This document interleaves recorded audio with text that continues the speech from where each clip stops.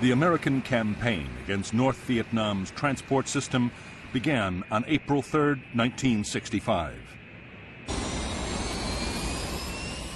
In a month-long offensive, Navy and Air Force planes hit bridges, road and rail junctions, truck parks, and supply depots.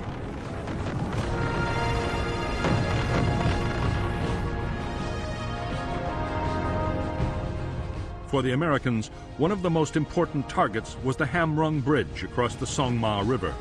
The bridge was a choke point for troops and supplies moving southwards.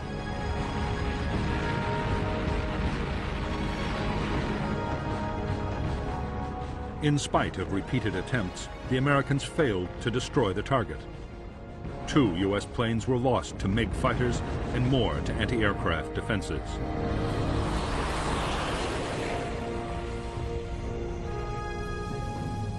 Although the bombing was meant to damage the North Vietnamese military transport system, it also had political aims. It was supposed to pressure the North to stop supporting NLF guerrillas fighting in the South.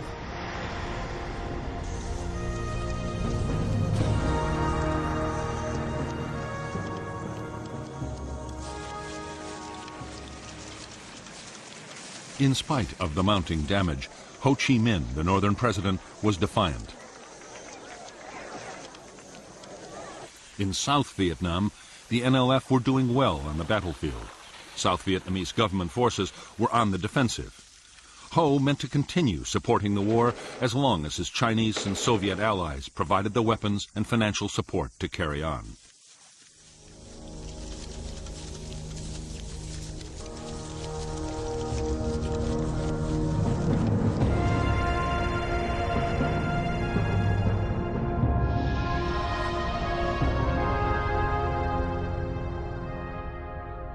North Vietnam's war materials from the Soviet Union and China came overland by rail or by sea into the major ports of Haiphong, Hon Gai, and Cam Pha.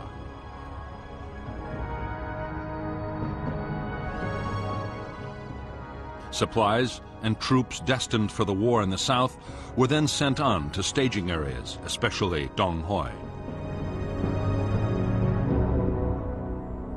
From there, they traveled into Laos by truck and bicycle and down the Ho Chi Minh Trail into South Vietnam. More troops and supplies went south by sea.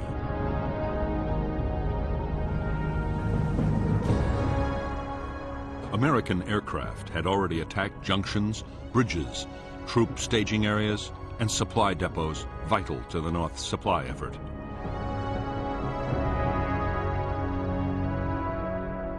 However, the northeast quadrant, with the population centers of Hanoi and Haiphong, would be left alone for the time being, at least. So too would the transport links to China, around which there were now heavy concentrations of Chinese anti-aircraft guns.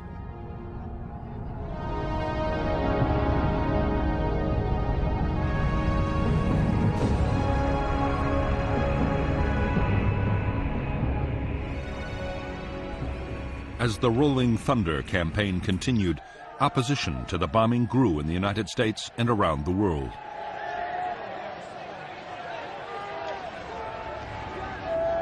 On May 13, 1965, U.S. President Lyndon Johnson agreed to halt the bombing for 5 days. As Johnson had expected, North Vietnam firmly rejected his overture.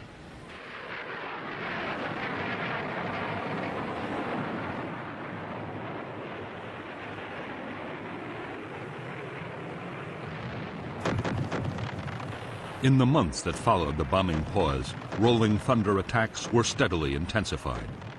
Transportation was still the top priority, but the list of targets approved by the White House was steadily broadened. The planes also began to range further north than before.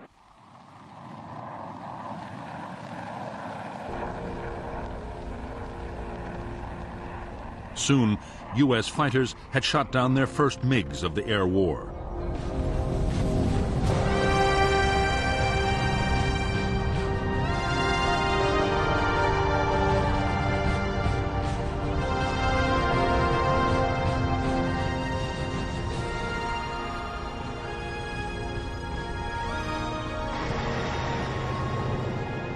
By July 1965, a ring of Soviet-supplied surface-to-air missile batteries surrounded key sites in North Vietnam.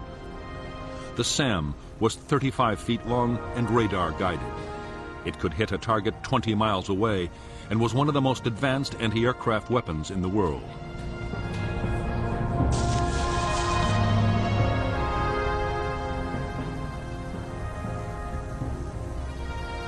If the SAM's warhead detonated anywhere within 200 feet of an aircraft, it would almost certainly bring it down in flames.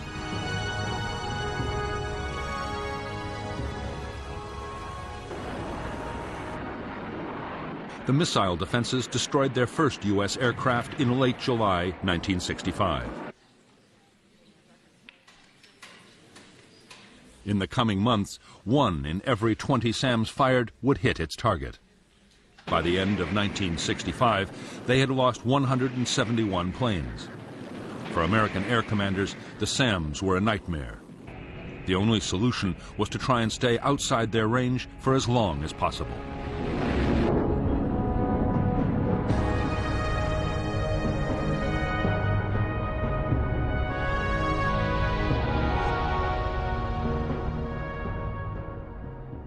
American aircraft were now attacking some carefully selected targets inside the northeastern quadrant of North Vietnam.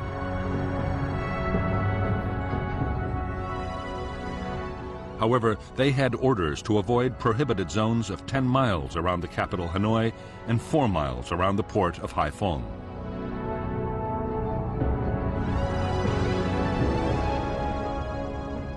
In bigger zones around both cities, attacks were severely restricted, and the aircraft also had to stay out of a buffer zone along the border with China.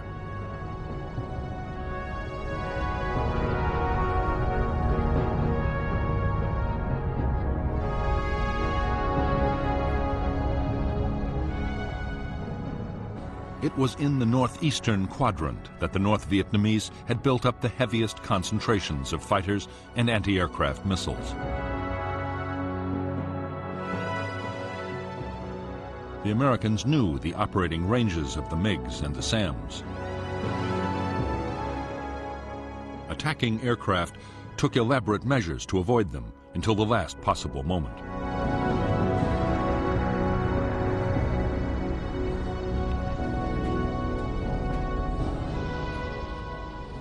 SAM missile sites were hard to find and even harder to destroy.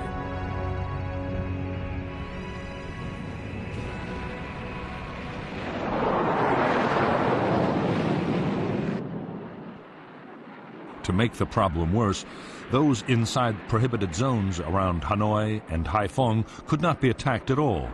It would be months before the restriction was lifted.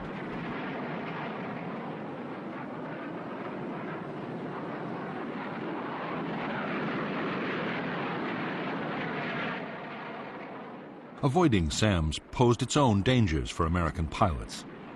The missiles were most dangerous to planes flying at 20,000 feet or above. A low-flying aircraft was less at risk, but then it was inside the range of the anti-aircraft guns.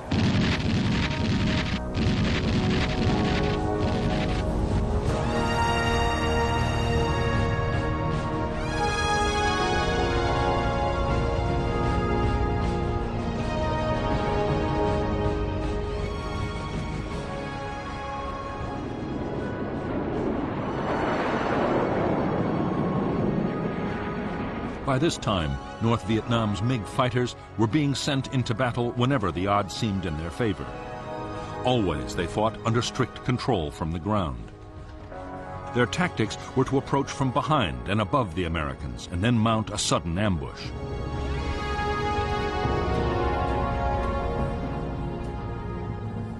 To the intense frustration of U.S. air commanders, American planes were strictly forbidden to attack North Vietnamese fighter bases.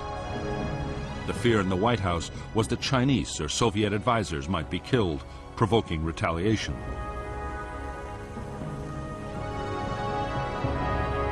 An even bigger worry was that if the North's Air Force were destroyed, Chinese fighter units might take over the defense themselves.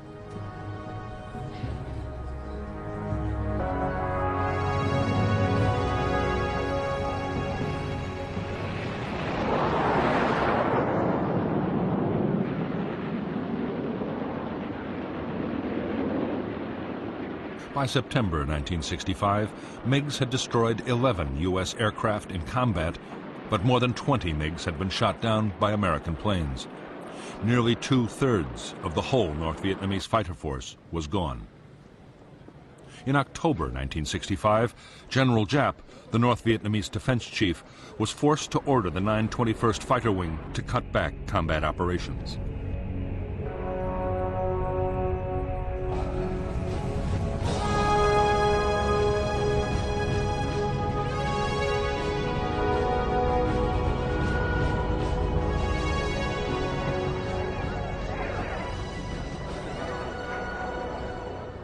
On December 24, 1965, President Johnson announced another temporary halt to the bombing of North Vietnam and offered talks. Meanwhile, the war in the South was gathering pace. By the start of 1966, 184,000 U.S. troops had arrived in country.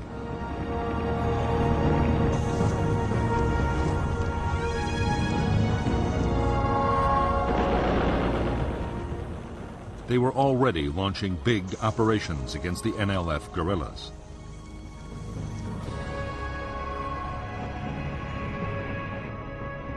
Months before, American leaders had decided that the air war in the South would, if necessary, take priority over operations against the North. Hundreds of transport aircraft and fighter bombers supported American troops. Strike aircraft could be called in by any combat unit in the field. Time after time, their bombs, rockets, and napalm saved American units being overrun by the Viet Cong, but they also hit thousands of civilians in their homes.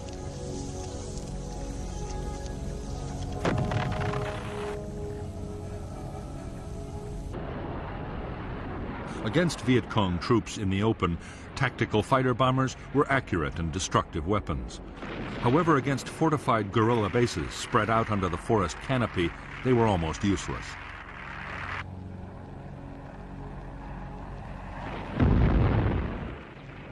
The solution suggested by the U.S. commander in Vietnam, General Westmoreland, was to carpet bomb with B-52s.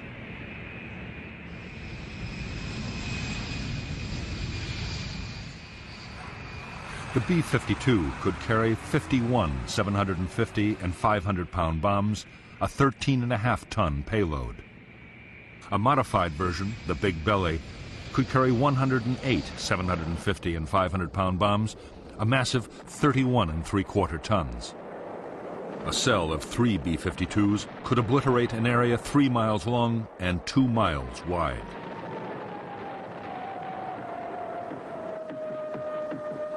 B-52 raids were codenamed Arclight.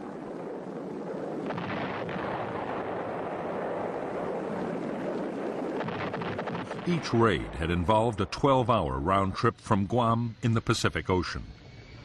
The missions were possible only because for every bomber in the fleet, there was a tanker from Okinawa to refuel it in flight. The mission of the B-52 force was soon broadened to include the Ho Chi Minh Trail in Laos and passes feeding the trail just inside North Vietnam.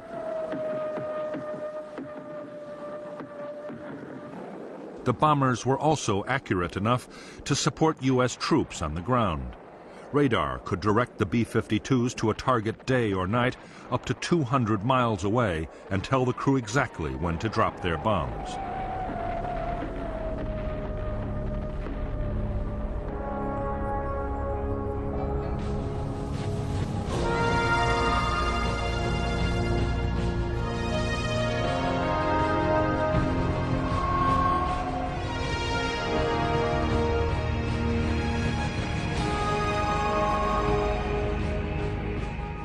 The pause in the bombing that President Johnson had ordered in December 1965 lasted 37 days. When the bombing restarted, it had coincided with appalling weather. North Vietnam was given a priceless breathing space in which to boost its defenses.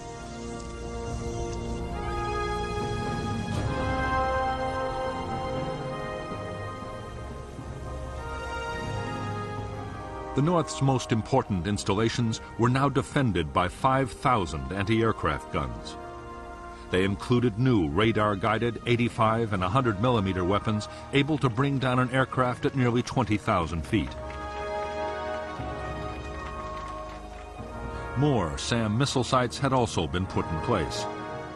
By now, 30 new fighter pilots had come back from training in the Soviet Union and China, along with more aircraft to rebuild the fighter force.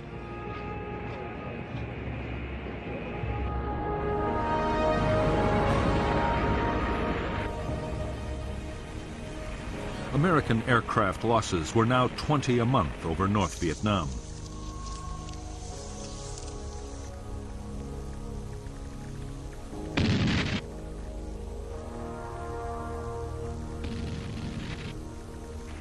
One in 40 planes flying into the heavily defended northeast quadrant was lost. Pilot morale was beginning to suffer. Most were in combat every second day, and some even more often.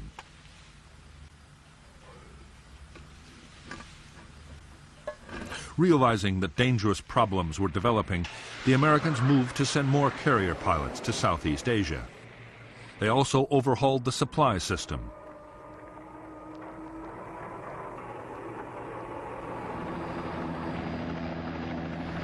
At the same time, other changes were made to help reduce American casualties and boost morale.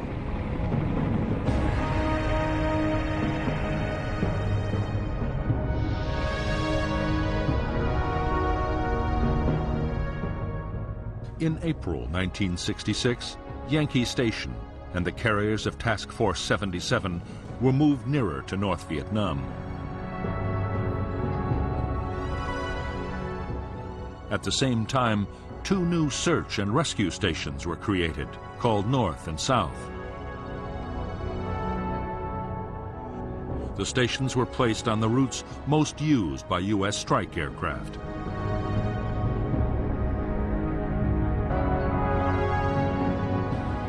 Up to now, U.S. Air Force and Navy planes had taken turns to hit different areas of North Vietnam. There were always problems of coordination. Now, the system was improved by allocating route packages. Route Package 1 was given to Military Assistance Command in the South as part of the war on the demilitarized zone.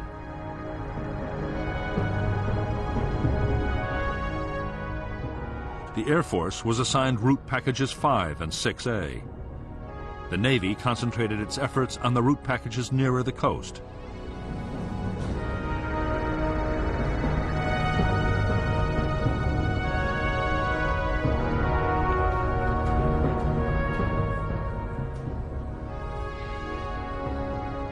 The route package system allowed American pilots to learn the defenses of their own target areas. Combined with the area's search and rescue operations, it did help save pilots' lives, but did little to reduce aircraft losses. In May and June 1966, 18 planes were shot down. 7 pilots were picked up by the search and rescue forces.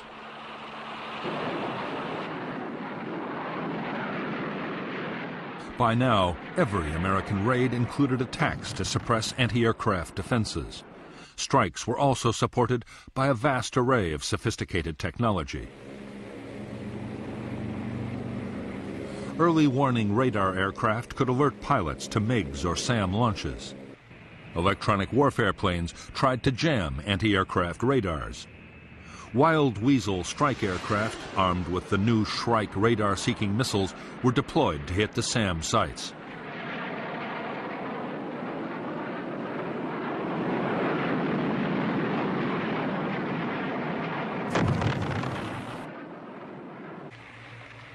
The Americans also had a new and formidable attack aircraft. The A-6 Intruder had the world's most sophisticated electronic navigation and targeting systems.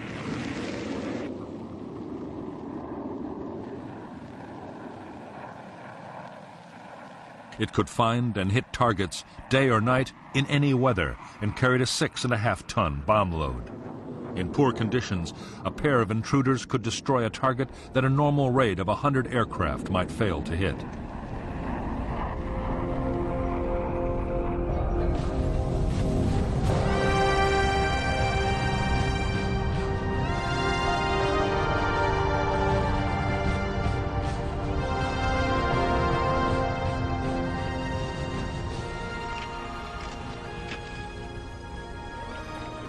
More than a year after Rolling Thunder had begun, North Vietnam's leaders were gaining confidence. The bombing had unified the North Vietnamese people. Damaged railway stock, trucks, and industrial equipment were being replaced by the Soviet Union and China. Almost every day, a supply ship arrived in Haiphong harbor.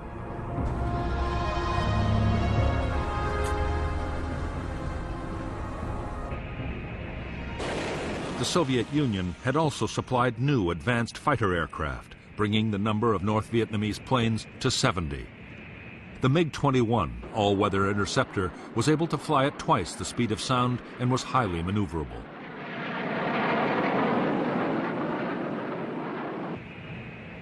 It was armed with 2 cannon and 2 Atoll infrared homing missiles, deadly weapons at medium ranges.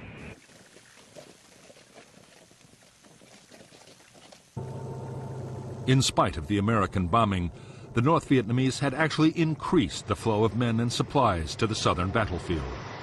Destroyed bridges were bypassed by pontoons and fords, and trucks moved mostly at night.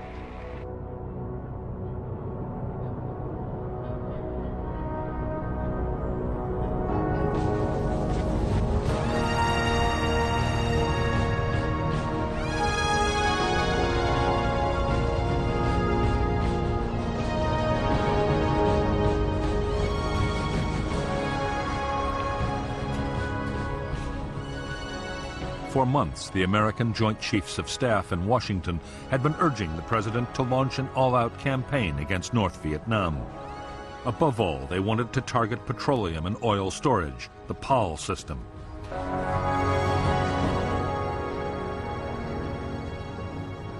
U.S. commanders were confident that an offensive against PAL targets would deal a crippling blow to the North Vietnamese war effort.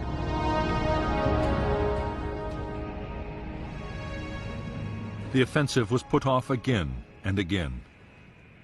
President Johnson was waiting for an answer to peace feelers sent out to Hanoi.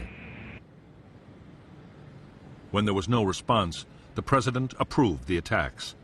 The first PAL raids on North Vietnam's fuel storage system were launched on June 29, 1966.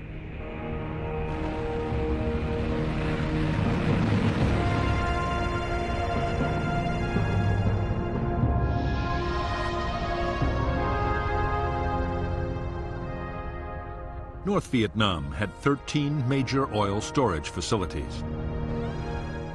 2 had already been destroyed and another badly damaged.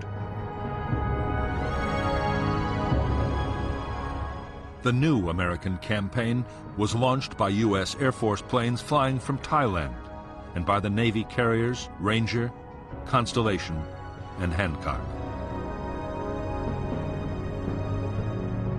In the first strikes, tanks at Hanoi, Haiphong, and Do Song were hit.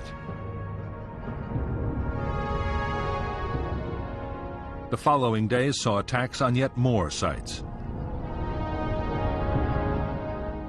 The remaining facilities and fuel-carrying trains from China were next.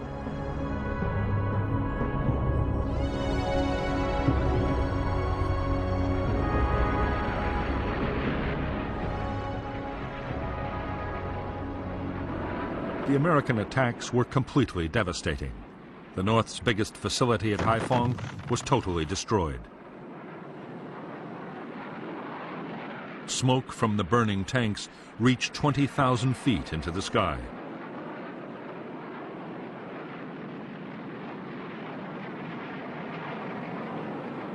The PAL strikes lasted for several weeks.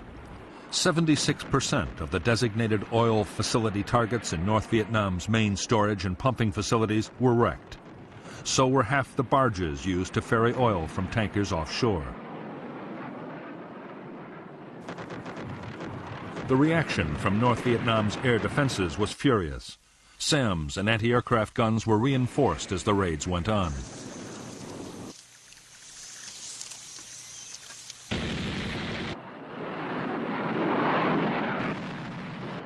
The MiGs, flying from airfields still off-limits to U.S. bombs, could attack at will. American losses were heavy.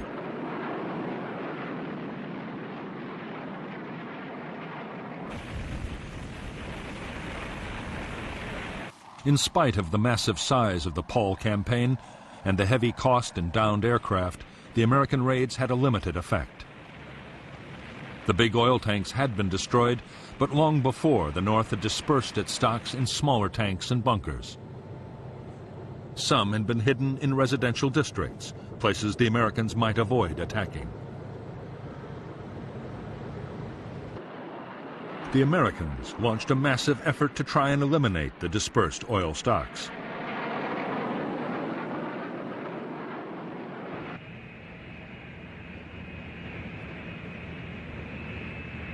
After heavy losses of planes and men, they had destroyed only a fraction. North Vietnam still had more than enough to supply its own needs and the needs of the trucks supplying the southern battlefield.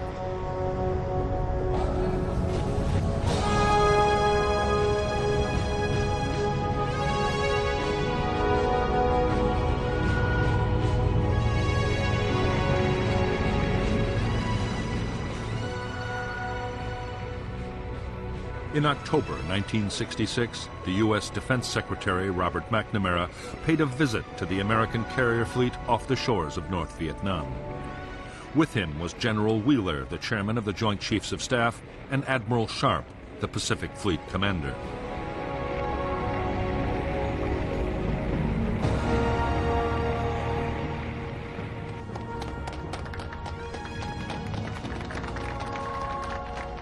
Over the past few months, McNamara had grown more and more disillusioned with the Rolling Thunder campaign. The North Vietnamese still showed no signs of abandoning the war. The failure of the Paul offensive had been the final straw. By now, the cost of Rolling Thunder had soared to $1,247 million, and more aircraft and crew lost every month.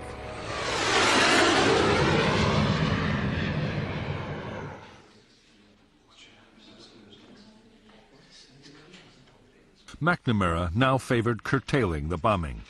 He argued that U.S. aircraft should concentrate on attacking the supply routes from North Vietnam to the south, at a much lower cost in lives and cash. Military leaders were dismayed. Their argument was that Rolling Thunder had failed because, with all the restrictions, it had never been given a chance to succeed.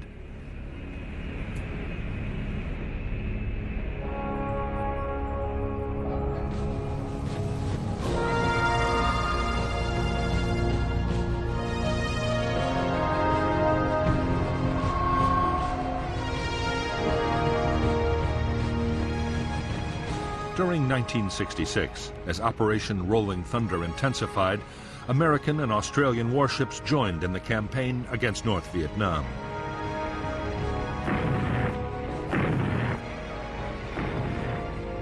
Operation Sea Dragon attacked more than 3,500 land targets, including bridges, railroad yards, and truck parks.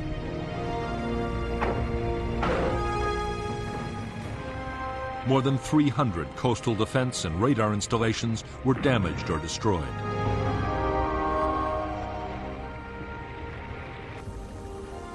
The attacks were fiercely resisted by North Vietnamese coastal artillery batteries.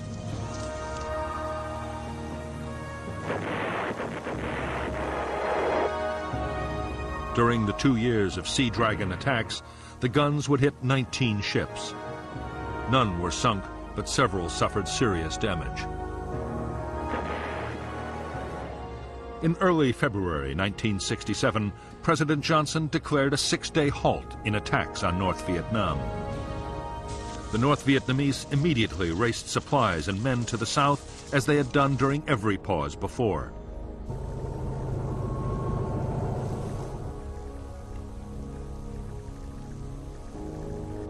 Ho Chi Minh replied to Johnson's offer of negotiations with a demand that the bombing stop completely.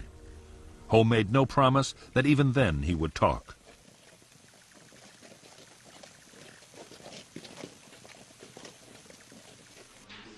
Ho's rebuff left Johnson frustrated and angry. It was now a contest of wills. To increase the pressure on North Vietnam, Johnson sanctioned attacks on a new list of bombing targets.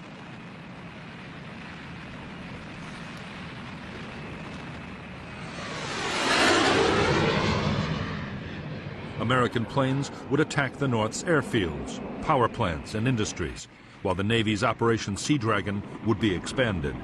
It was a major step towards an all-out campaign.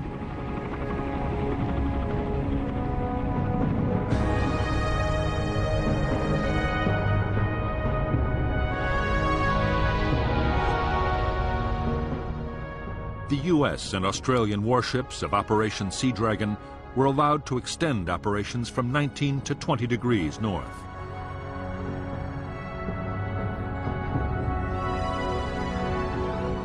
Aircraft were sent to mine river mouths and later inland waterways as well, up to the same line.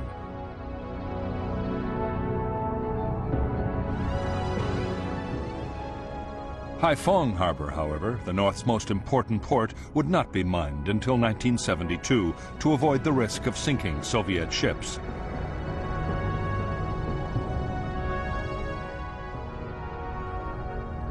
The new targets for U.S. bombers were the airfields, power plants, and industries of the northeastern quadrant. Some targets were inside the previously prohibited zones around Hanoi and Haiphong.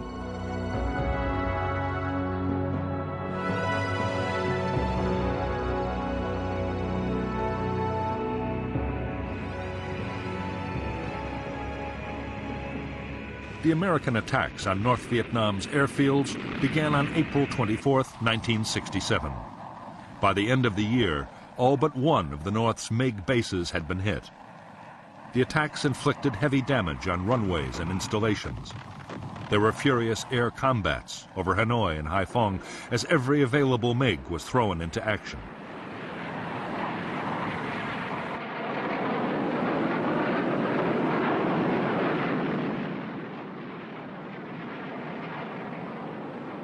After the airfield attacks came the strikes on industrial targets and power plants. 32% of the North's electrical power generating capacity was cut, but the remaining plants were adequate to supply most of the North's small industrial plants.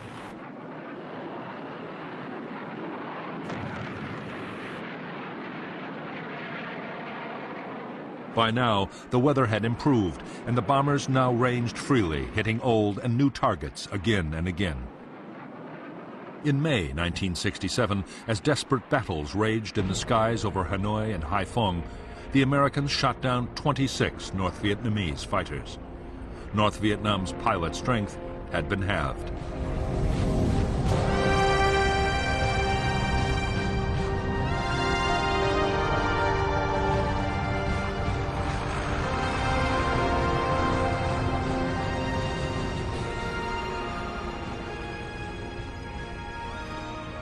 While the latest offensive against North Vietnam was still underway, in Washington a bitter argument was raging about strategy in Vietnam.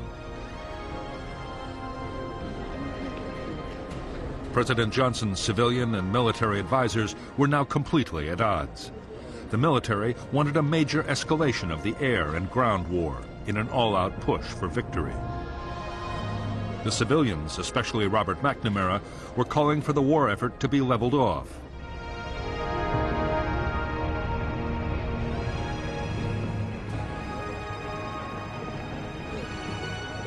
In August 1967, the pressure on President Johnson to side with his military commanders sharply increased. A Senate subcommittee was about to call for much heavier bombing of North Vietnam. To head off criticism, Johnson approved a sharp escalation in Rolling Thunder.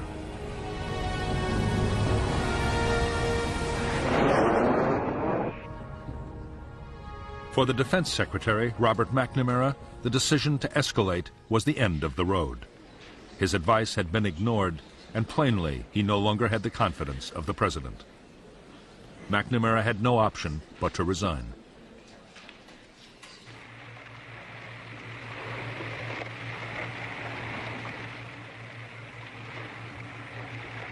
American aircraft now hit a whole list of previously banned targets, including power plants and rail yards inside the Hanoi Circle. The Paul Doumer Bridge linking Hanoi and Haiphong was attacked and 2 of its spans dropped into the Red River. However, engineers hastily carried out temporary repairs, and the bridge continued to carry traffic until it was hit again in October 1967. Targets inside the Chinese border buffer zone were also hit. American planes attacked to within 8 miles of the frontier. 2 American aircraft strayed into China and were shot down by Chinese MiGs. The attacks of late 1967 were so intense that for a time the northern air defenses ran desperately short of SAMs and anti-aircraft ammunition.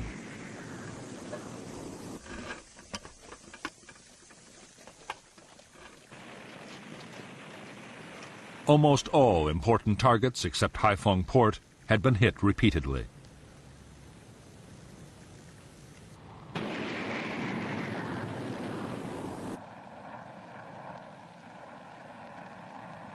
The Americans were now using a new generation of smart bombs, including the Walleye television-guided weapon, which had been operational in Vietnam since 1966. It took many fewer aircraft to destroy a target, which meant in theory that precision attacks could be made, even in densely populated areas. There was little the North Vietnamese air defenses could do to stop the havoc. However, northern leaders still had no intention of giving in to U.S. demands. In their view, the best way of stopping the bombing was to win the war in the South in the shortest possible time.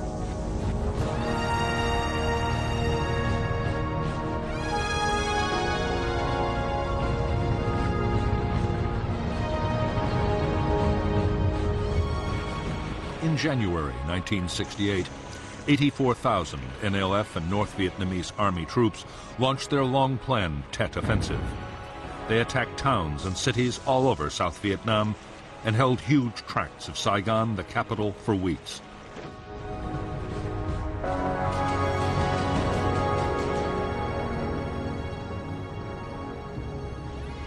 In the end, the Tet Offensive was a military disaster for the Viet Cong.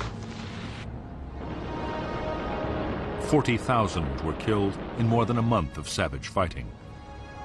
However, in a way that had never been planned, the offensive was a political triumph.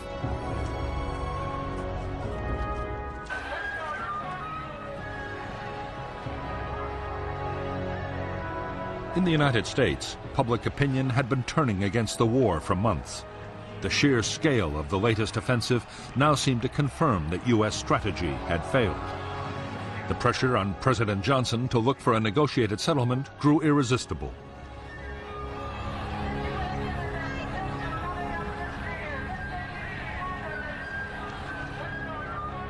On March 31, 1968, Johnson announced that, as a goodwill gesture, he was restricting the bombing campaign to the extreme south of North Vietnam. American sons in the field far away.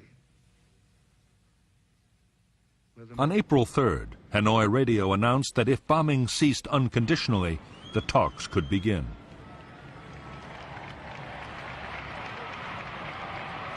The Paris peace process began on March 10, 1968. Almost at once, they stalled hopelessly.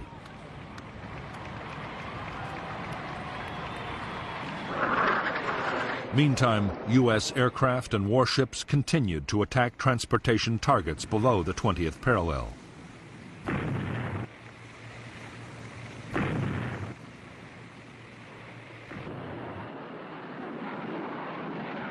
In October 1968, after several months of wrangling and on the eve of the U.S. presidential elections, there was a breakthrough.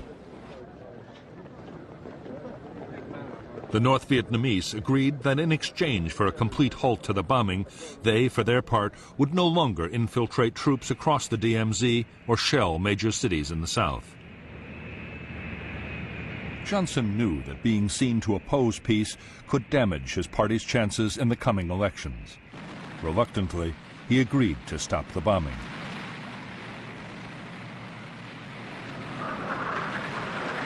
Operation Rolling Thunder came to an end on November 1st, 1968, after 3.5 years. The campaign had cost more than 900 American aircraft. 818 pilots were dead or missing, and hundreds were in captivity.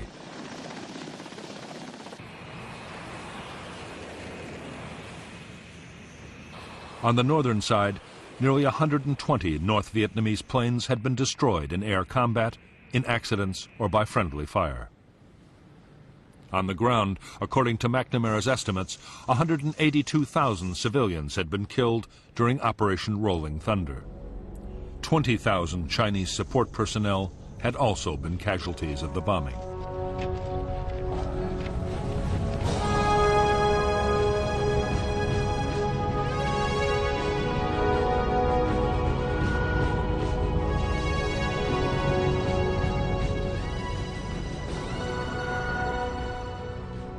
With the end of Rolling Thunder, North Vietnam immediately set about rebuilding its shattered transport system.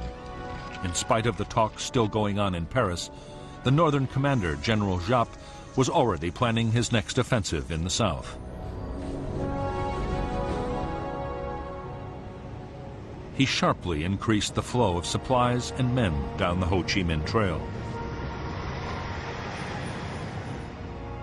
With thousands of U.S. aircraft and pilots no longer tied up attacking North Vietnam, U.S. commanders could concentrate massive air power on Laos. The main aim was to find and destroy the truck convoys moving south. Special forces teams had always scouted into Laos to guide attack aircraft onto targets. But by this time, the U.S. had also deployed the world's most sophisticated electronic surveillance system.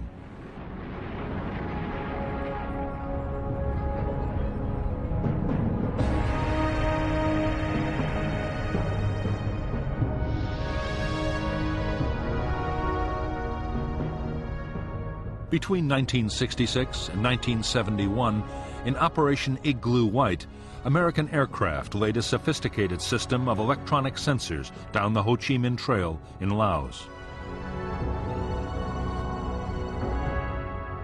The targets were the truck convoys streaming south from North Vietnam. Signals from the sensors were picked up by orbiting aircraft and relayed to a listening center in Nakhon Phanom in Thailand.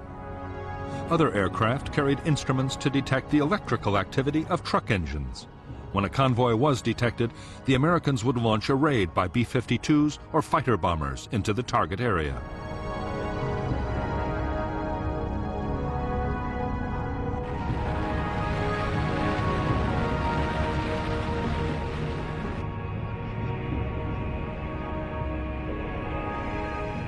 In 1968 alone, U.S. strike aircraft flew 88,000 strikes against targets in Laos. The planes dropped high explosives, cluster bombs, and mines. They were also equipped with new, highly accurate laser-guided bombs.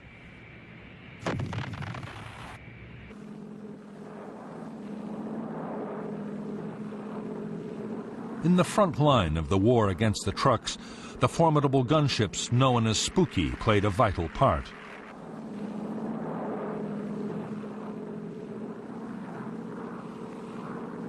The gunships carried 3 miniguns, each able to fire 6,000 rounds a minute.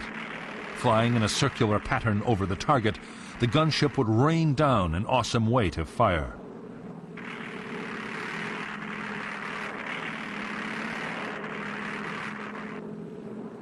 In 1969, the gunships alone claimed more than 10,000 trucks destroyed. However, the North Vietnamese had built 400 miles of new roads in Laos, and not even American electronics and computers could cover it all.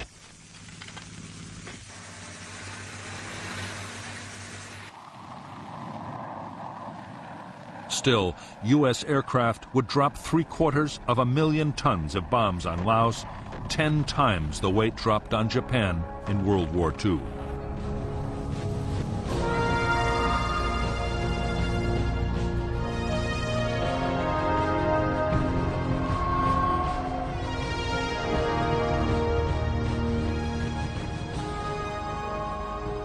In January 1969, Richard Nixon took office as the new President of the United States. Nixon had promised to achieve what he called peace with honor.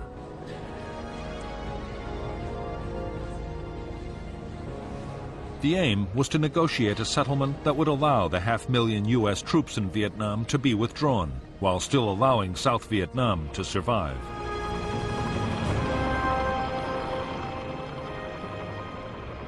The American plan was to prepare the South Vietnamese to take over their own defense. Officials called it Vietnamization. The regular armed forces would be built up to over 420,000 men. They would get modern weapons, including large numbers of tanks, guns, and aircraft.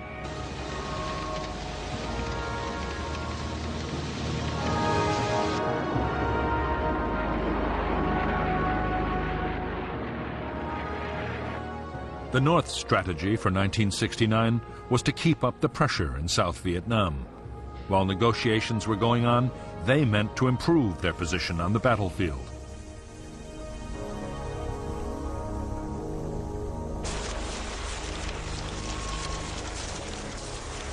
On the 22nd of February 1969, in a major offensive, assault teams and artillery attacked American bases all over South Vietnam, killing 1,140 Americans. At the same time, in an echo of Tet a year earlier, 100 towns and cities were hit. The American reaction was swift. Arc-light strikes by B-52s were launched on guerrilla base areas. Armor-piercing bombs dropped from 30,000 feet annihilated bunker and tunnel complexes.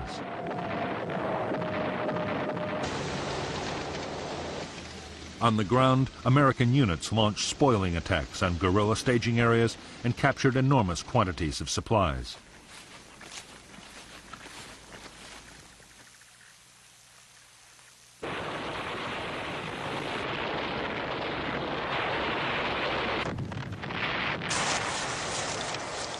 The heaviest fighting was around the capital, Saigon, but fights raged all over South Vietnam.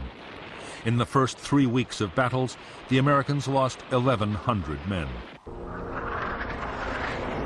However, American artillery and air power overwhelmed the Viet Cong offensive.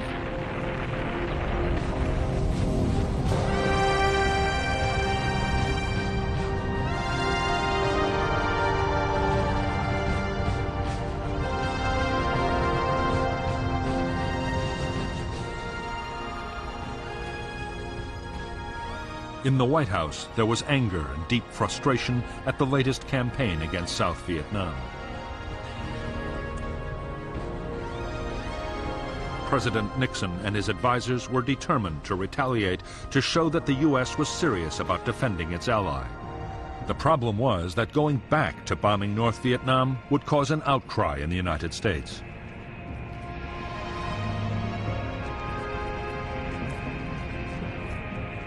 Nixon's plan was to bomb Viet Cong staging areas in Cambodia.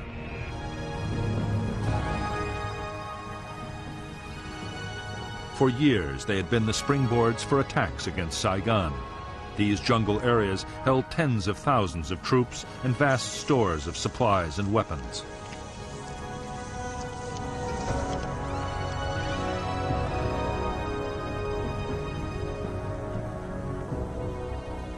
But Washington had forbidden U.S. forces to attack the Cambodian bases. Legally, Cambodia was a neutral state, and there was a risk that American action could draw Cambodia into the war. However, Nixon did not mean to hold back. Operation Menu, the bombing of Cambodia, was to be kept a strictly guarded secret. It was dubbed Menu because the first attack on Base Area 354 had been decided at a breakfast briefing at the Pentagon. The operation was to continue for 14 months.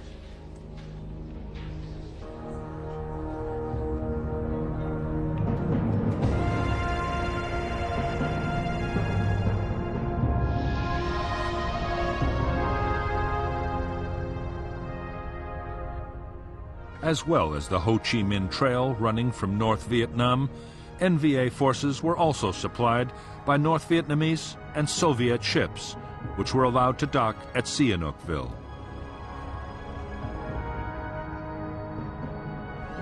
From here, they fed war materials to the main base areas.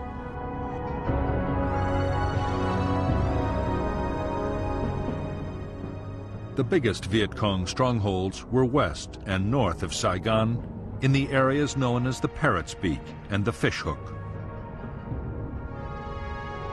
The bases were run by North Vietnamese troops and the NLF.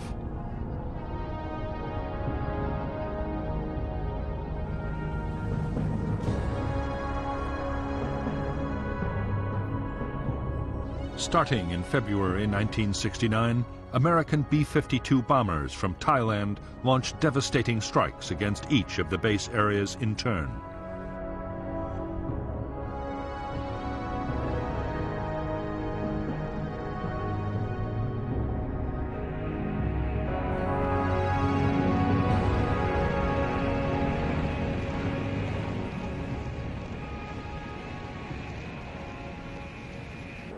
Operation Menu saw more than 4,000 B-52 missions, dropping 120,000 tons of bombs.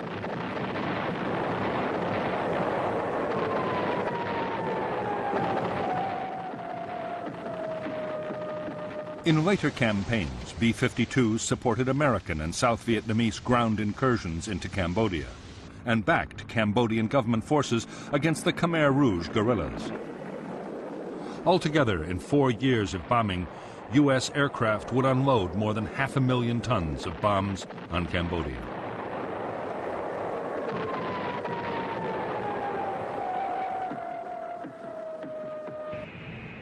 On orders from the White House, extraordinary measures were taken to keep the Cambodian bombing a secret.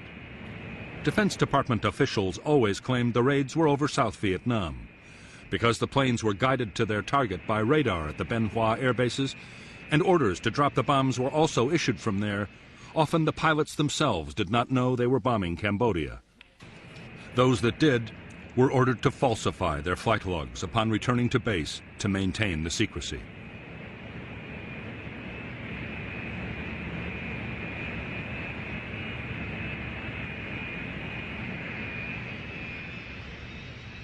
In spite of the elaborate precautions, in May 1969, reports of the secret bombing were published in the American press. Nixon was furious.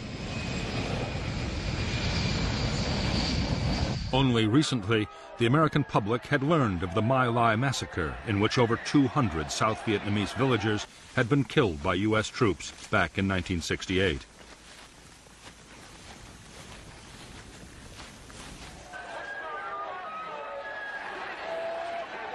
Anti-war feeling had also been fueled by news of the bloody Battle of Hamburger Hill. American troops had suffered heavy casualties capturing the hill, only for it to be abandoned later.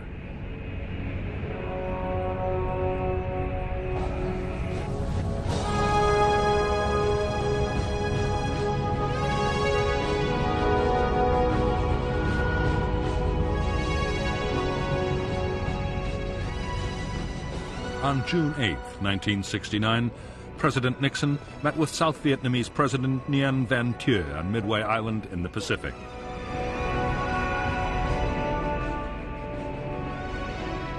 Nixon announced that 25,000 U.S. troops would be withdrawn from Vietnam immediately. The 9th Marines would be the first to head for home. It was the first U.S. troop reduction in the history of the war in Vietnam.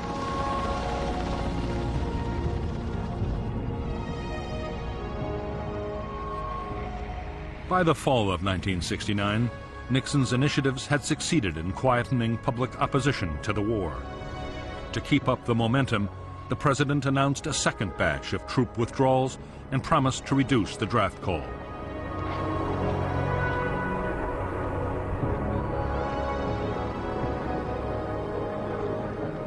In October 1969, an opinion poll gave Nixon an approval rating of 71%, an almost unprecedented figure.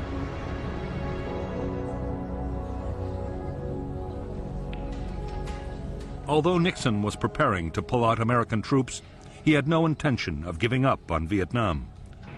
His plan was that even when most American troops had been withdrawn, Americans would continue to supply, train, and arm the South Vietnamese. Most important of all, a formidable shield of American air power would remain to deter communist attacks.